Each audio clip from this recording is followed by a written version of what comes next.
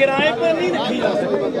आप ऐसा कैसे कह सकते हो कि आप 17 साल में ट्रेनिंग के लिए जाइए और 21 साल में रिटायर होके आ जाइए, भूतपूर्व सैनिक बन जाइए 21 साल में। तो ये तो ठीक नहीं है। जिन्होंने देश के लिए बहुत ही उल्ट हालातों में काम करना होता है, जब हम अपने बच्चों के साथ सो रहे होते हैं एसी लगाकर, तब वो 50-55 डिग्री सेल्सियस जैसलमेर और गंगानगर के बॉर्डर पर हमारे सैनिक काम कर रहे होते हैं, देश के लिए हमारी रक्षा कर रहे होते हैं। जब हम हीटर लगाकर सोते हैं बच्चों के साथ, तो वो कारगिल की पहाड़ियों में -20 डिग्रीज में काम कर रहे होते हैं। क्या आप उनको किराए पे रखोगे कि आ जाओ जी 4 साल के बाद आपको भूतपूर्व सैनिक साबका बना देंगे? ये नेता तो कभी रिटायर नहीं होते हैं, सिर्फ जनता ही रिटायर होती है, और वो भी सैनिक। इसका विरोध करते हैं हम। ऐसा नहीं चाहिए, हमें फौज किराए पे नहीं चाहिए। फौज का मतलब फौज है। ये खुद ये गांव, इस गांव के बहुत से लड़के फौज में हैं, कुछ शहीद हुए हैं, तो हम सीना तान के खड़े हैं बॉर्डर पर। लेकिन आप हमारी तनख्वाह या पेंशन काट रहे हो, तो ये तो अच्छी बात नहीं है। प्रधानमंत्री क्या अपील करेंगे सर? मैं तो यही अपील करूंगा, ये जो कानून उन्होंने अग्निपथ वाला बनाया है, इसको वापस लें। हाँ, हमारे लड़के फौज में जाना चाहते हैं, उनकी देशभक्ति की कदर करें, और उनको जब तक वो देश की रक्षा करने के सक्षम हैं, तब तक उनको काम करें। केंद्रीय मंत्री सोम प्रकाश बोल रहे हैं कि जिन लोगों को मोदी जी की चुप्ती है, वो लोग प्रदर्शन कर रहे हैं जो आग लगा रहे हैं। तो ऐसा करो, बीजेपी के सभी नेताओं के, अगर ये बहुत ही अच्छी स्कीम है, तो बीजेपी के नेताओं के बेटे फौज में जाएं और 4 साल बाद भूतपूर्व सैनिक बनकर आ जाएं, फिर मान जाएंगे। मान साहब पंजाब में खालिस्तान के बड़े पोस्टर लगने लगे, ये किस तरह ये क्या इसके पीछे? असल में क्या है ना, ये राजनीतिक बातें हैं।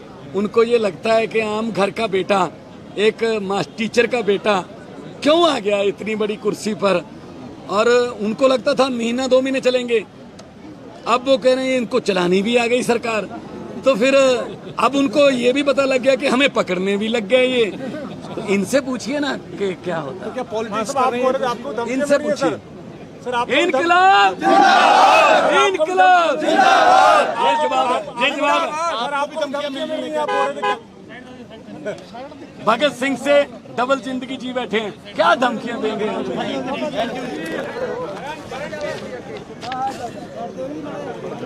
बदली है। हाँ जी, स्टाफ ने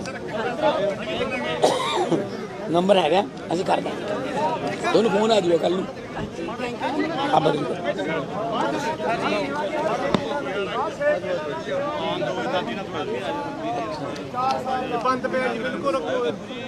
कुछ नहीं होगा।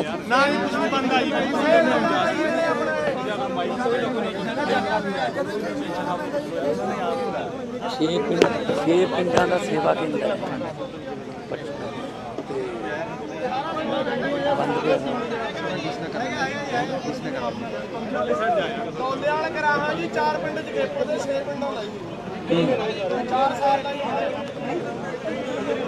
हफ्ते तक चले।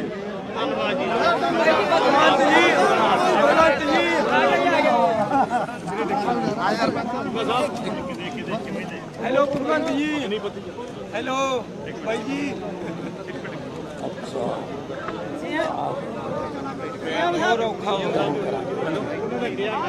भगवंत जी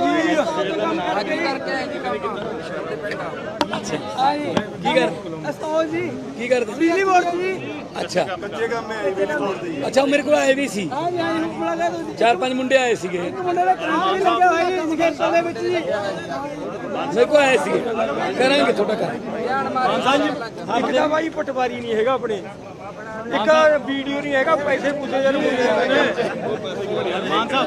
भगवंत जी।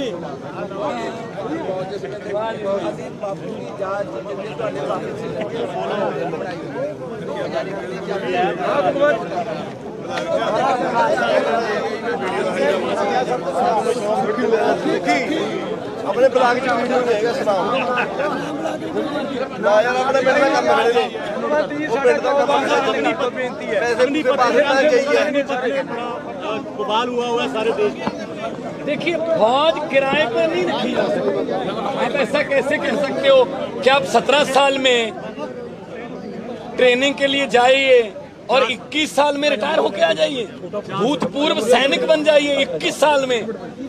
तो ये तो ठीक नहीं है। 4 साल जिन्होंने देश के लिए बहुत ही उल्ट हालातों में काम करना होता है, जब हम अपने बच्चों के साथ सो रहे होते हैं एसी लगाकर, तब वो 50-55 डिग्री सेल्सियस जैसलमेर और गंगानगर के बॉर्डर पर हमारे सैनिक काम कर रहे होते हैं, देश के लिए हमारी रक्षा कर रहे होते हैं। जब हम हीटर लगाकर सोते हैं बच्चों के साथ, तो वो कारगिल की पहाड़ियों में -20 डिग्रीज में काम कर रहे होते हैं।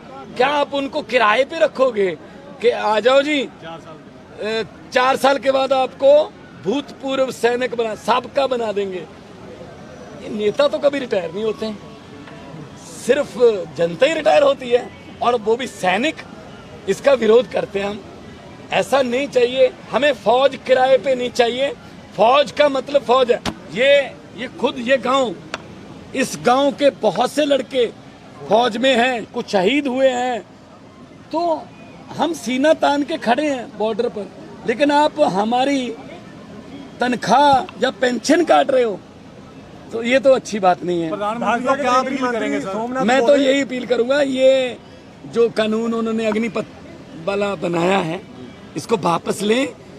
हाँ, हमारे लड़के फौज में जाना चाहते हैं, उनकी देशभक्ति की कदर करें, और उनको जब तक वो देश की रक्षा करने के सक्षम हैं, तब तक उनको काम भाजपा करें। के केंद्रीय मंत्री सोम प्रकाश बोल रहे हैं कि जिन लोगों को मोदी जी की जो चुप्ती है, वो लोग प्रदर्शन कर रहे हैं, जो आग लगा रहे तो हैं। ऐसा करो, बीजेपी के सभी नेताओं के, अगर ये बहुत ही अच्छी स्कीम है, तो बीजेपी के नेताओं के बेटे फौज में जाएं और 4 साल बाद भूतपूर्व सैनिक बनकर आ जाएं, फिर मान जाएंगे। मान साहब पंजाब में खालिस्तान के बड़े पोस्टर लगने लगे, ये किस तरह ये क्या इसके पीछे असल में क्या है ना, ये राजनीतिक बातें हैं।